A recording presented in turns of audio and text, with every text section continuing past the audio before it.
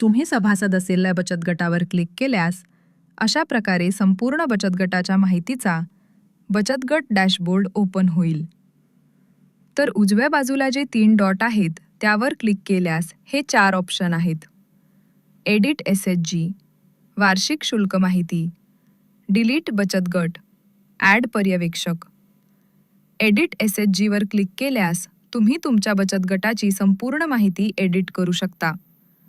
वार्षिक शुल्क माहितीवर क्लिक केल्यास तुम्हाला तुमच्या वार्षिक शुल्काबद्दल माहिती मिळेल.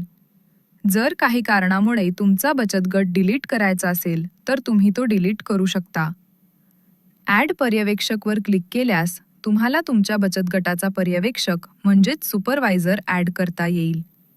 एकूण रक्कम जवळ असलेल्या इन्फॉर्मेशन आयकॉनवर क्लिक केल्यानंतर तुम्हाला दिसून येईल की यात कोणकोणत्या घटकांची आकडेमोड केली जाते. त्यानंतर दिलेलं कर्ज बघण्यासाठीचं ऑप्शन आहे व नंतर निव्वळ रक्कम, ज्यात एकूण रक्कम वजा दिलेले कर्ज अशी आकडेमोड असेल.